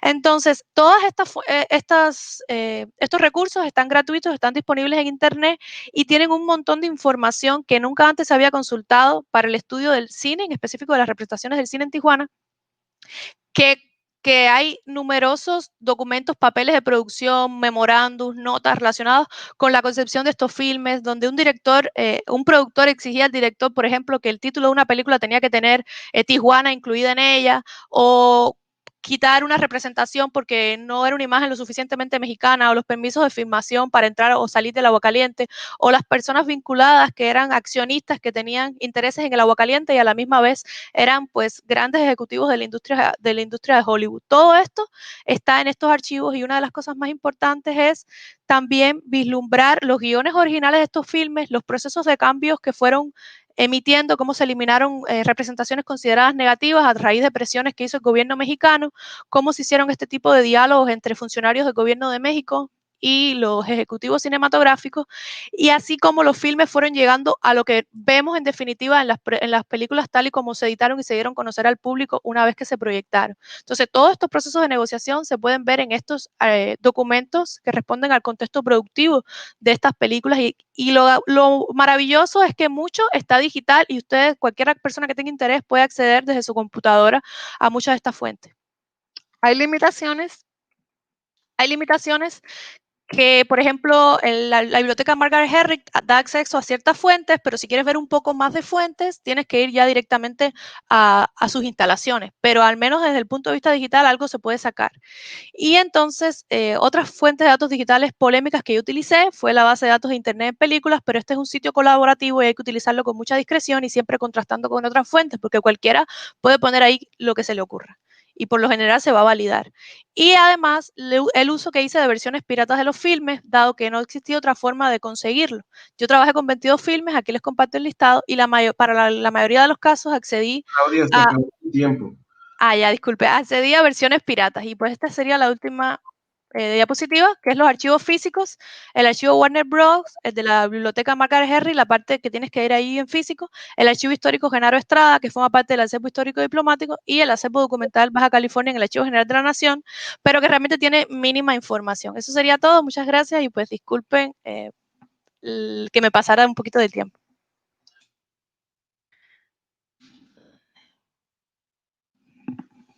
No importa, Claudia, lo importante es que terminaste a tiempo de tu presentación. Y a continuación, creo que no hay un título más oportuno de las ponencias como el que nos presenta el maestro Héctor Mejorado, de aquí de casa, porque a él le tocó transitar y coordinar la elaboración majestuosa del acervo digital de BCN de Baja California en el AGN. Entonces, sin más preámbulos, damos la palabra al maestro Héctor Mejorado con su reto de transitar de la tinta a los bytes. Bienvenido, Héctor. Muy buenas tardes, pues gracias por la invitación, como todos lo han hecho, y gusto saludarlos a todos, aunque sea de manera virtual. Bueno, pues paso porque traemos el tiempo corto, entonces a lo que vamos. Creo que... Proyectar diapositiva, doctor, maestro. Ahí está, ¿se está compartiendo? Todavía no, bueno, ya empezó. Correcto, muy bien. Bueno, la presentación básicamente la voy a ir rápidamente en 3 partes. El acervo documental del IH, de qué está conformado, los avances en su digitalización y cuáles son los retos para pasar todavía o terminar de pasar del papel a los bytes. A grandes rasgos y de manera general podemos decir que el acervo documental del instituto consta de colecciones documentales, colecciones especiales. También tenemos microfilm, tenemos cassettes, entrevistas, tenemos una pequeña hemeroteca y algo que le vamos a llamar un acervo fotográfico, para no llamarlo todavía fototeca, ¿no? Que le falta todavía bastante trabajo. Pero lo que intento con esto es que se vea que es una serie o se ha ido conformando a través del tiempo con diferentes colecciones, que en este caso quizá por la cantidad, las más importantes serán la colección Baja California del Archivo General de la Nación, que es un proyecto que duró 10 años más o menos y que fue fotocopiar aquellos documentos que tenían que ver con la historia de Baja California, y se fotocopiaron y se llevaron al instituto. Después hizo algo similar, pero pues el pequeñito por el tamaño del acervo, es con el archivo de Baja California Sur. Se hizo la colección de documentos para la frontera, que es lo mismo, se fue el maestro Jorge Martínez con apoyo y fotocopiaron aquellos documentos que tenían relación con la historia de la Alta California y con Baja California o con Baja California Norte, y entonces se fotocopiaron y se trajeron. Posteriormente, con el paso del tiempo, le tocó, si no me equivoco, al doctor Samaniego, ahí ser el que logra traer el archivo judicial de Ensenada al instituto, y bueno, con apoyo, si mal no recuerdo, de Rogelio y de algunos otros estudiantes de su momento, la maestra María de Jesús, me parece, también entraron allá a organizar y a tenerlo más o menos este primer acomodo que hicieron, ¿no? Maestro, posteriormente nos llega el archivo o la colección Abelardo Vélez Rodríguez, que fue por gestión del doctor José Alfredo Gómez Estrada, y también en un periodo nos llega la pequeña acervo de Adalberto Walter Mead. Todas estas son colecciones separadas, tienen diferente periodización, también son algunas, por su cantidad, son más amplias, sobre todo la GN, de algo así como 19,000 expedientes, mientras que el Alberto Walter Mead son 250 expedientes aproximadamente, ¿no? Después vienen las colecciones especiales, que es la California Mexicana, que es donde está Pedro, ahí donde ahorita nos compartió su ponencia, que es una donación que hace la doctora y el doctor Miguel León Portilla. Después, con el tiempo, en el periodo del doctor Samaniego, en su segunda gestión, se recibe la colección de Rubén Vizcaíno, y posteriormente creo que la última que no se llega, la que hace la donación, la familia de la doctora Leticia Viviana Santiago. Eso en cuanto a lo documental, pero les decía que también hay otros repositorios que son en microfilm, otros que son en audio. Nos ha llegado algunos, quizás los menos, pero tenemos en video, y hay cintas que nos donó el doctor Michael Mates, que son cintas de video todavía antiguas, otras ya en cassette, etcétera, ¿no? Tenemos fotografías. A lo que voy es los diferentes materiales en los que se está soportando esta información, que va desde el papel, la cinta, el periódico y la fotografía, ¿no? Entonces son diferentes materiales en los que se mantienen, y que también se fueron reuniendo durante un periodo amplio de tiempo. Los avances en su digitalización. Una de las ventajas que actualmente tiene el Instituto de Investigaciones Históricas o el acervo del instituto es que digamos que ya es un acervo prácticamente cerrado. Quiere decir que, como lo mencionaban ya algunos de sus compañeros, por el espacio reducido que tenemos, ya no puede seguir recibiendo colecciones. Por lo tanto, hasta el momento ya tenemos un buen tiempo que no se recibe una colección nueva por la falta de espacio, no tanto porque no es importante la información, sino la falta de espacio, ¿no? Entonces se puede decir que ya es un acervo cerrado, ya no va a crecer mucho, por lo menos de manera física. Esa es una ventaja. Desde hace 20 años, si no recuerdo, en el 2001 que yo ingresé al instituto como tal, ya se estaba haciendo un primer proyecto de digitalización con la doctora Catalina, y en coordinación con la Sociedad de Historia se utilizó un primer programa donde se iba llenando una especie de base de datos, se iba digitalizando y se iba vinculando la base de datos con el expediente.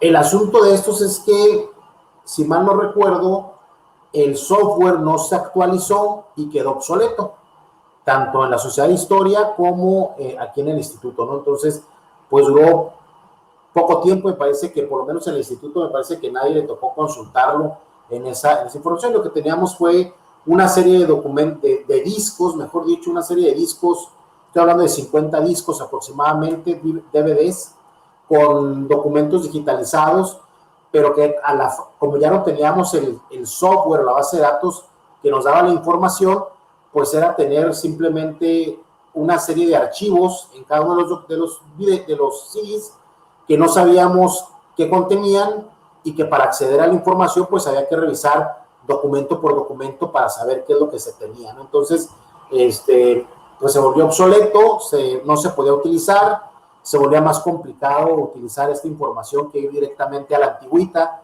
a revisar el catálogo, pedirlo y tenerlo de manera física. Entonces los discos ahí creo que están ahí en el archivo, y ahí pues todavía se mantiene la información, ¿no? En este periodo llegará la maestra Aide, y ella le dará un giro a este proyecto de digitalización, y lo que buscará es intentar, pues, contratar un servicio para que digitalizaran. Sin embargo, resultaba demasiado caro, y lo que ella decide hacer es comprar los escáneres para empezar a digitalizar. Inicia un proyecto con 3 o 4 escáneres que se adquieren y con programa de servicio social, no servicio social, con becarios. Inicia este proyecto de digitalización, lo cual durante su gestión prácticamente se avanzó una buena cantidad y se logró digitalizar todo lo que es la colección de Baja California, Archivo General de la Nación.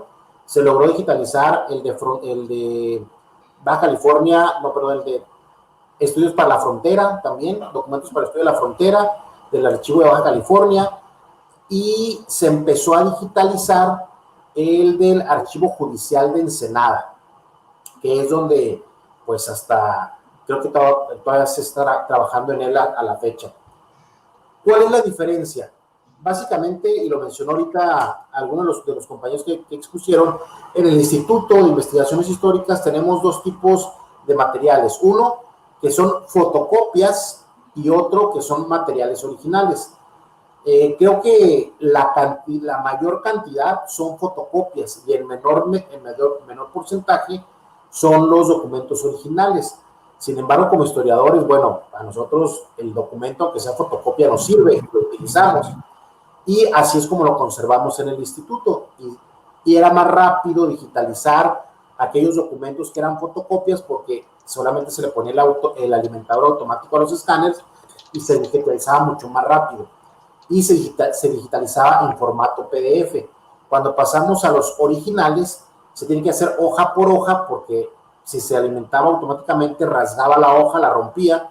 Entonces tiene que ser hoja por hoja para poner sobre la plancha, y lo empezamos a hacer en formato JPG, como imagen, ¿no? Posteriormente, si no recuerdo, en 2008, con el doctor Samaniego, se inicia con el proceso para digitalizar, además de continuar con el proyecto anterior, empezar a digitalizar entrevistas, empezar a migrar entrevistas que se tenían en cassette, migrarlas a MP3 para tenerlas en audio también como respaldo. Y también se empiezan a digitalizar fotografías para un proyecto documental que se tenía, que se empiezan a digitalizar fotografías. Sin embargo, como no era el objetivo tenerlas a disposición, por lo menos en ese momento pues estaban digitalizando, sino era para otro proyecto, se hace una especie de catálogo o inventario general que pues se tiene una computadora, y que de alguna manera no es muy práctico todavía para hacer búsquedas específicas, pero ahí está a manera de inventario. Después se continúa con la digitalización de libros. En el 2009, con esta celebración del Bicentenario y del Centenario, empieza a haber un proyecto para digitalizar libros antiguos sobre Baja California, que ahí queda trunco, y posteriormente en el 2015 se inicia, pero ahora sí con libros que el mismo instituto había producido y que están ahorita en línea en la página del instituto y que se pueden consultar. Les decía, bueno, una de las grandes ventajas del acervo es que prácticamente es un acervo cerrado. Algunas de las complicaciones que tenemos ahora es que el acervo está constituido por fotocopias de originales, además que los catálogos, inventarios, como se han ido haciendo en diferentes periodos, ya cuando a mí me tocó llegar, ya había quien había trabajado tiempo atrás con ellos haciendo los inventarios y los catálogos. Entonces había catálogos que estaban en Word, había catálogos que estaban en Excel, había catálogos que se habían hecho desde hace tiempo atrás con otro software que era distinto a los que en ese momento se usaban. Entonces solamente estaba el documento impreso, pues hubo que volverlos a capturar. Entonces se tienen los catálogos y los inventarios en diferentes formatos, aunque afortunadamente tanto los Words como los Excel se pueden pasar a PDF, por lo tanto se pueden consultar en línea en PDF, pero se encuentran en diferentes formatos originalmente, ¿no? También los documentos digitalizados, al momento de estar digitalizando, no son homogéneos, porque cuando se inició la digitalización con la doctora Catalina, eran en imagen como JPG, con una calidad, pues en aquel tiempo no existían estas calidades tan altas como ahora, era una calidad de 76, de algo así de puntos. Posteriormente, con la maestra Aide, se hace en PDF, y posteriormente, cuando iniciamos con los originales nuevamente del archivo judicial, se continúa con formato JPG como imagen. ¿Y esto por qué? Porque, bueno, también ya con la experiencia habíamos aprendido, o nos había tocado ir a algunas congresos en donde ya se hablaba de una norma internacional, donde ya establecían ciertos criterios para poder digitalizar la información. En este caso, es que tenía que ser un documento o era algo, sí, un documento original, solicitaban que fuera en formato imagen y no en otro formato, y que además, si era documento, pues se pedía un promedio de 300 píxeles, pero si era foto ya pedían un mínimo de 600 píxeles, es decir, ya se había recorrido o se había avanzado también en las normas internacionales y en cómo se debería de digitalizar para tener una buena calidad, una buena resolución. Entonces, eso lo fuimos aprendiendo pues con el camino, y eso nos fue haciendo también que conforme pasaba el tiempo, pues fuéramos cambiando tanto la calidad de resolución como el tipo de formato. Entonces, lo que llevamos con esto es que si ahorita revisamos el acervo, en realidad tenemos una gran diversidad de formatos, una gran diversidad de calidades, desde una muy buena hasta una no tan buena, y que tiene que ver también con el momento en que se digitaliza, que la calidad o la tecnología, mejor dicho, que en el momento se utilizaba en el 2000, pues de luego ya no se compara con la tecnología con la que se está digitalizando en el 2019. Entonces eso también nos fue llevando a que las calidades variaran, ¿no? Entonces, Maestro, ya se le está acabando el tiempo, si es que no se le acabó.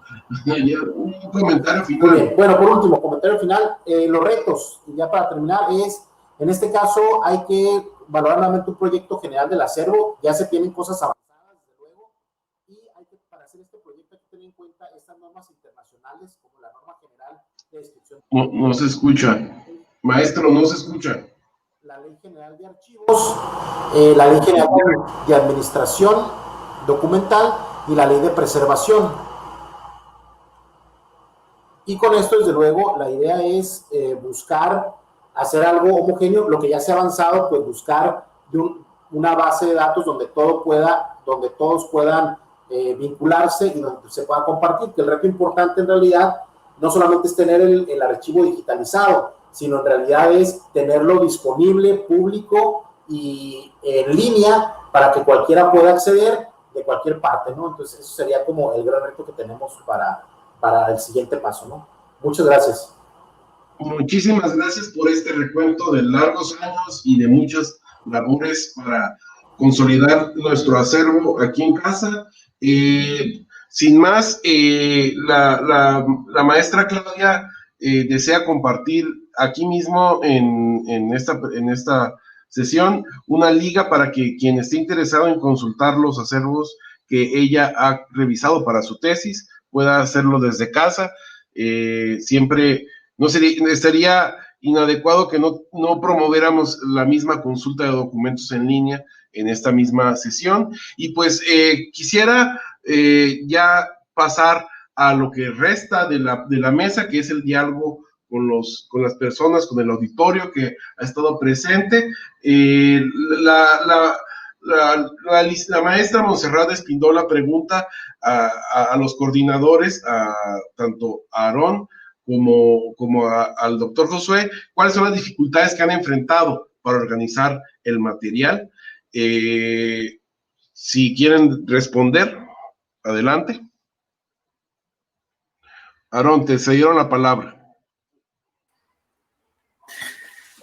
Sí, precisamente ya habíamos platicado sobre ese tema con el doctor Beltrán en su momento. Yo creo que más que un reto, yo le vería lo contrario. Yo creo que nosotros también tenemos esa capacidad o esa facilidad de poder clasificar, ¿no? Porque nosotros teniendo la noción de la disciplina histórica, ya le damos, digamos, una cierta lógica de clasificación o de codificación, ¿no? Dependiendo del tipo de documento, ¿no? Y a partir de ahí ya te basas para hacer el ordenamiento.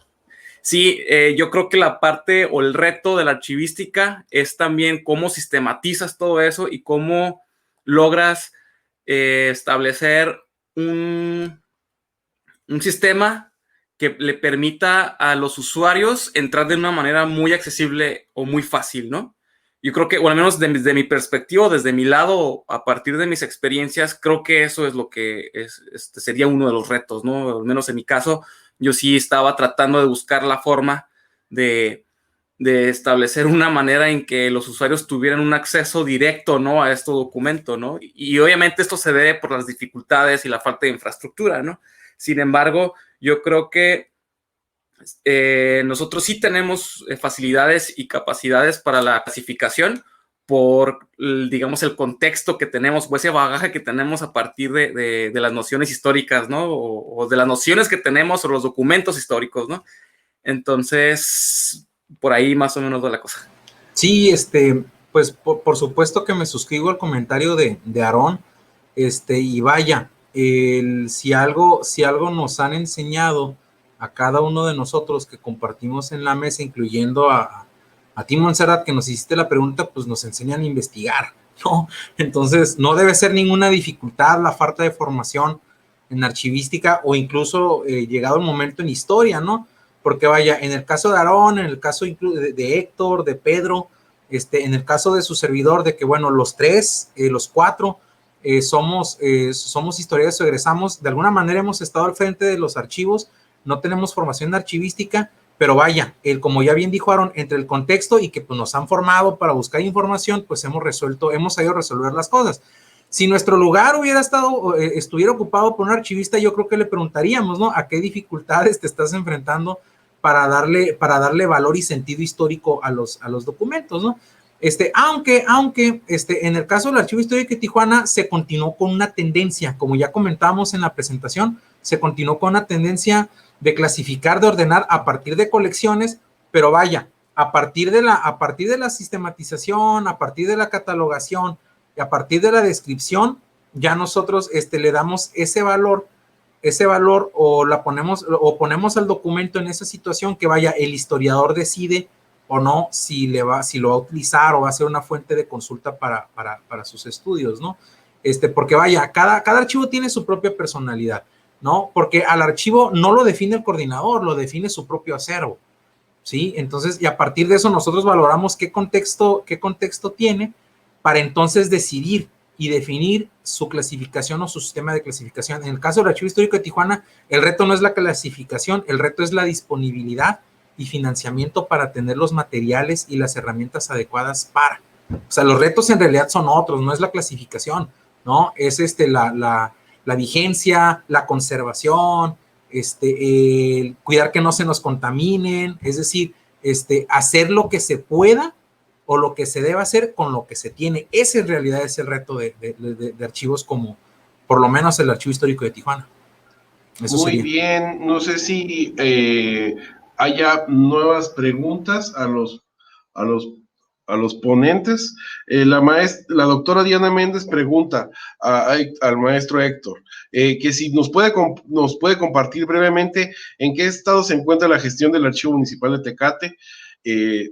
Adelante, yo he consultado ese acervo para mi tesis de maestría, El Rumor de Locos, y es muy buenos datos, Héctor. ¿Qué nos podría comentar al respecto? A ver, espero que se escuche. Ya se escucha, sí. Ya escucha. Desafortunadamente, esto de la pandemia también vino a detener muchos proyectos, ¿no? Para terminar pronto, hasta ahorita está detenido, no hay trabajo sobre eso. Yo creo que tampoco en el próximo año va a haber archivo histórico como tal en Tecate. Se había iniciado con una nueva gestión, la actual presidenta había dado la orden para que se empezara a gestionar el proyecto para hacer el archivo. Sin embargo, vino la pandemia y ahorita todo se detuvo, ¿no? Entonces, pues vaya, yo creo que seguiremos esperando mejores tiempos. Por lo pronto, el archivo histórico quedará pendiente y pues no le veo para cuándo, ¿no? No sé si haya más preguntas del auditorio. La doctora Diana Méndez pregunta a Aarón y a Josué que a partir de sus experiencias en los archivos municipales, ¿a qué se puede atribuir la resistencia de las autoridades para sostener un archivo histórico? No sé si Aarón quiere comenzar siguiendo la ruta anterior. Sí, bueno, al menos en nuestro caso, o a partir de las experiencias que yo tuve, más que resistencia, yo creo que, o bueno, vuestra resistencia puede que se deba incluso a la falta de sensibilidad o a la falta de conocimiento, ¿no? De la importancia de los archivos históricos. En nuestro caso, no podría decir resistencia porque pues finalmente se aprobó la coordinación, ¿no?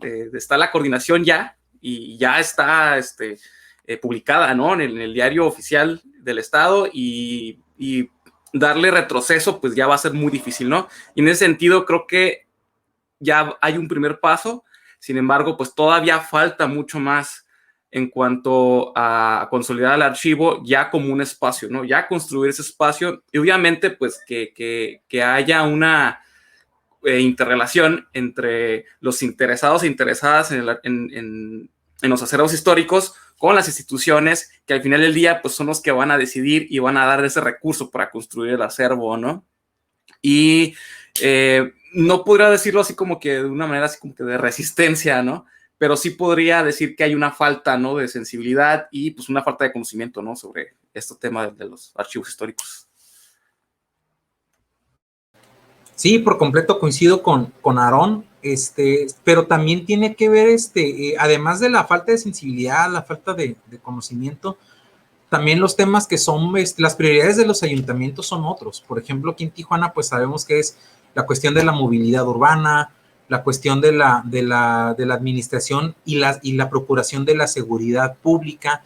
Vaya, por ejemplo, en el caso del Archivo Histórico de Tijuana, la estrategia del Instituto Municipal de Arte y Cultura ha sido, demostremos que también podemos abonar a esos temas, ¿no? Entonces, por eso las campañas, los diversos hashtags que han visto en las redes sociales, los diversos ejes, por ejemplo, hablamos de cuestiones de archivo en movimiento, de que, bueno, si para querer la ciudad, para cuidarla, pues hay que conocerla, y hacemos uso de la cuestión de la historia, para bien o para mal de la cuestión de la nostalgia, y vaya, los recursos caen a cuentagotas, o mejor dicho, desde hace mucho tiempo no se amplían, porque me da mucha pena decirlo, pero pues francamente no se traducen en la gran cantidad de votos que a ellos les gustaría, ¿no? Y espero que no me despidan por esto que estoy diciendo, ¿no?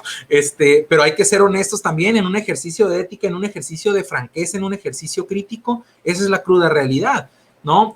Por eso el reto es doble o incluso es triple, sí, sensibilizar, difundir para que conozcan, nos volteen a ver, pero también nosotros decir, bueno, a ver, si la prioridad del ayuntamiento es esta, hay que justificar nuestra razón de ser, abonando también a esto. Entonces, hábilmente, de manera muy inteligente, la directora del IMAC dijo, bueno, entonces, ¿cómo nos podemos sumar a esto que sí es la prioridad del ayuntamiento y no únicamente a nivel de archivo histórico, sino a nivel de todo el instituto, ¿no?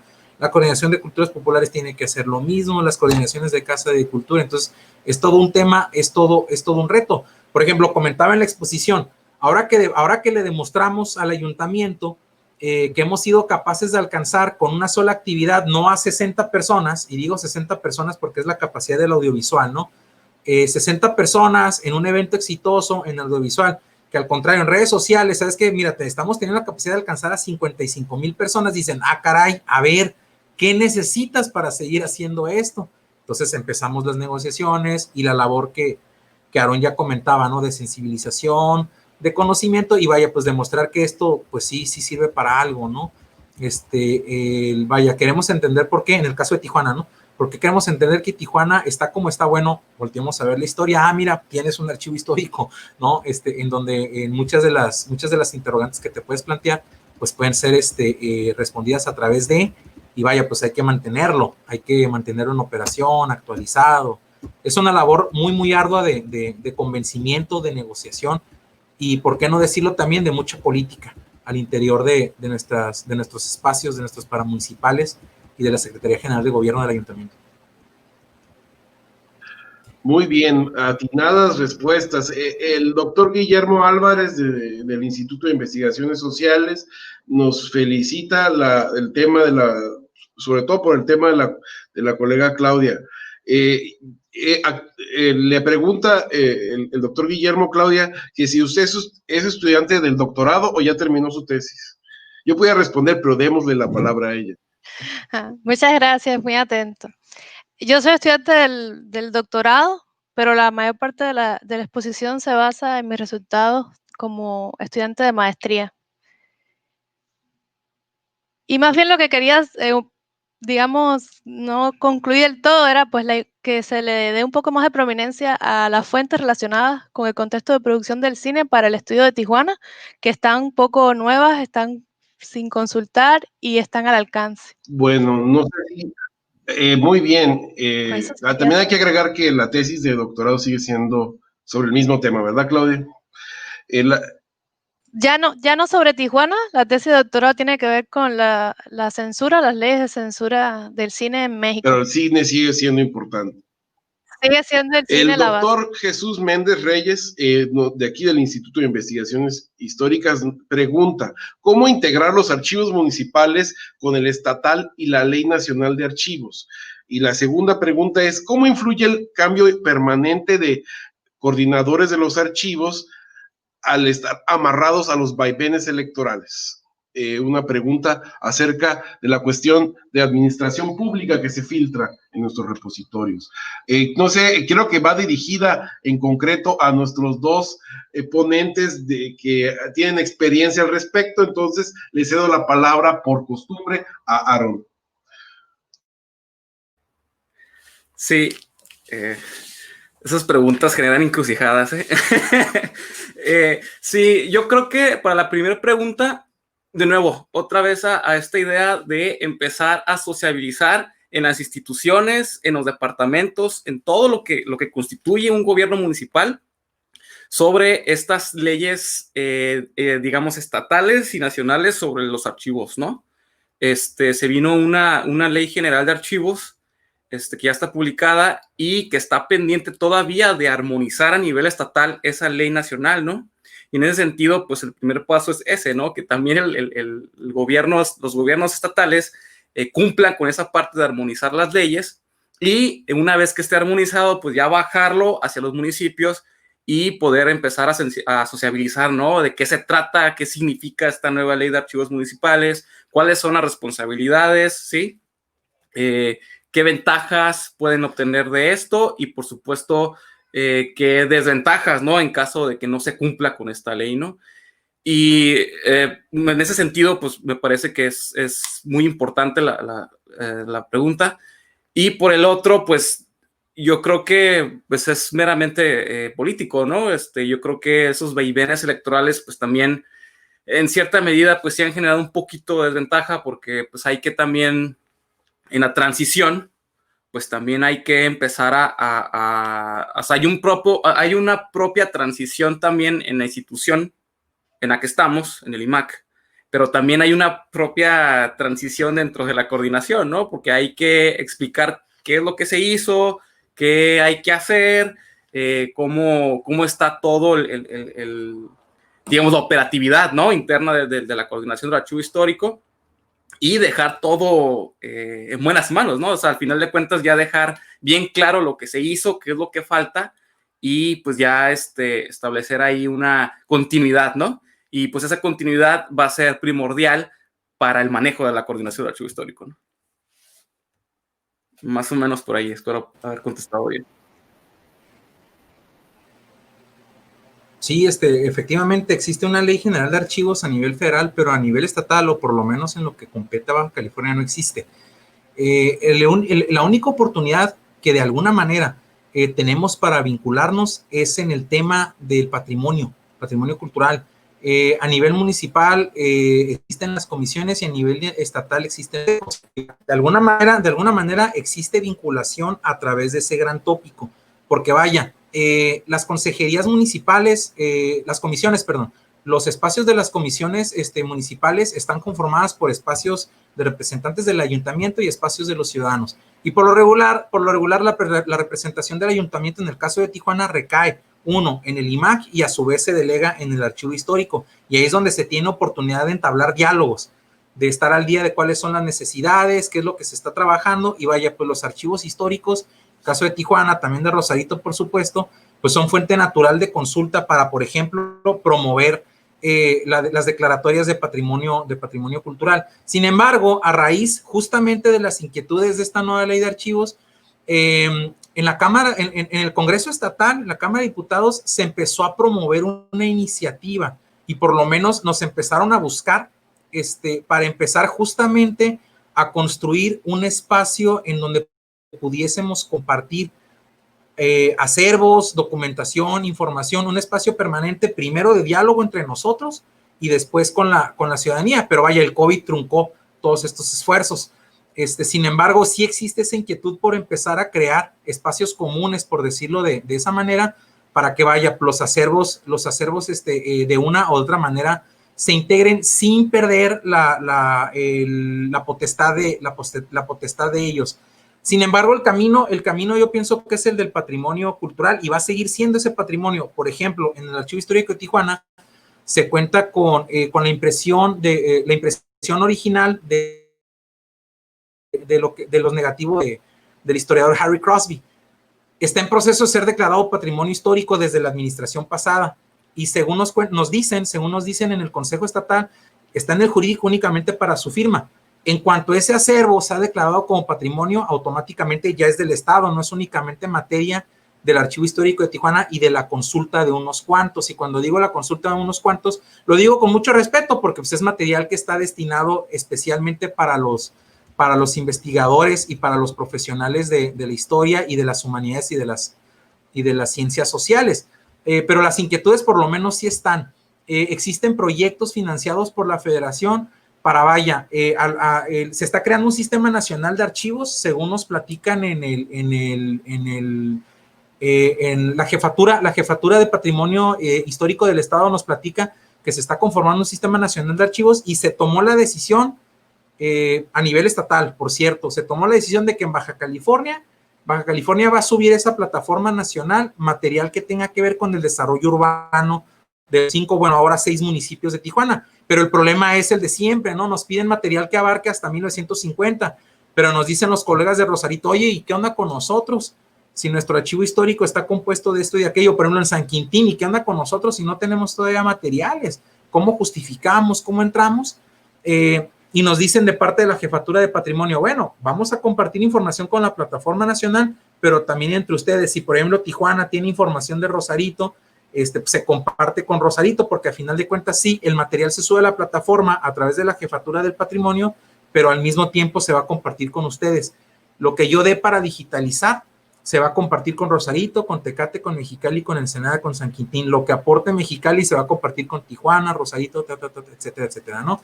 Es decir, las inquietudes ahí están, de que vaya, en el contexto de estas nuevas plataformas, de estas nuevas tecnologías, ya no hay excusa, ya no hay motivo para no compartir, para no estar en línea, ¿no? Literal y metafóricamente hablando, de no estar en línea con los pares de las distintas, de las otras paramunicipales.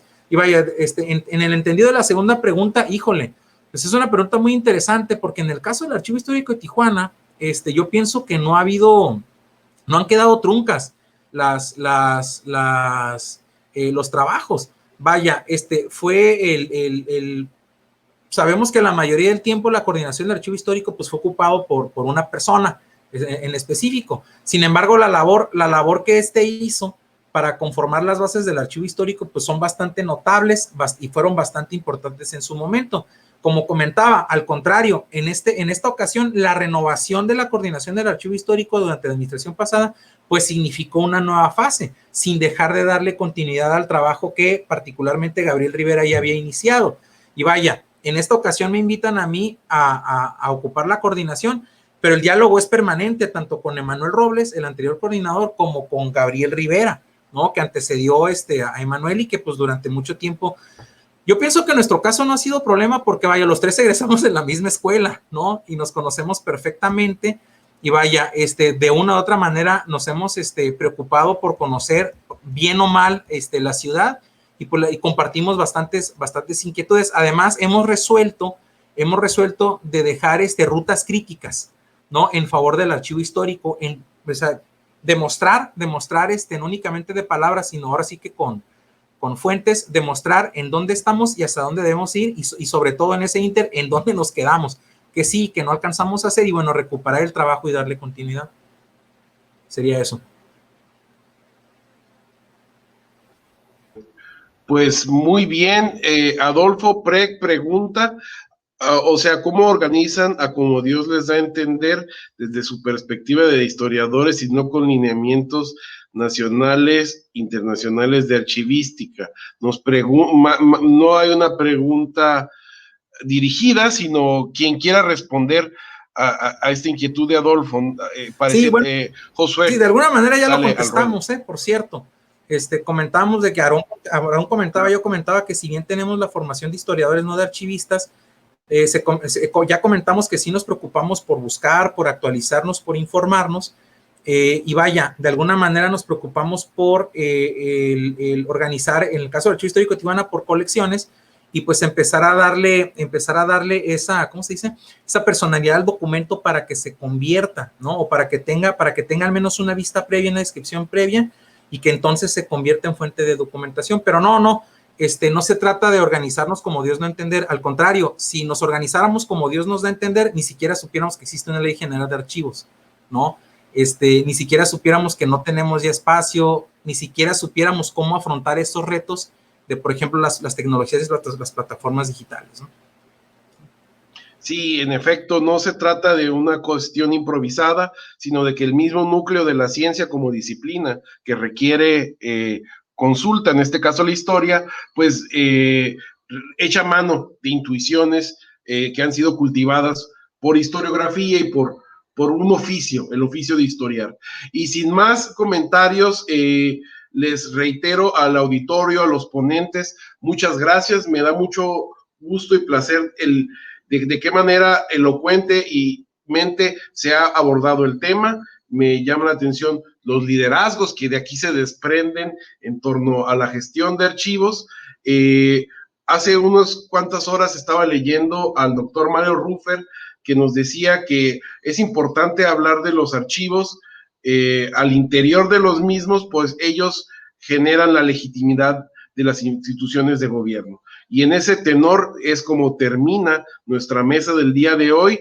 Les extiendo un cordial saludo a todos los presentes y ausentes, y entonces nos vemos para los siguientes eventos de las jornadas en torno a la presentación del libro Memorias Universitarias. Sin más, un fuerte abrazo a todos. Hasta luego, jóvenes. Hasta pronto. Vamos.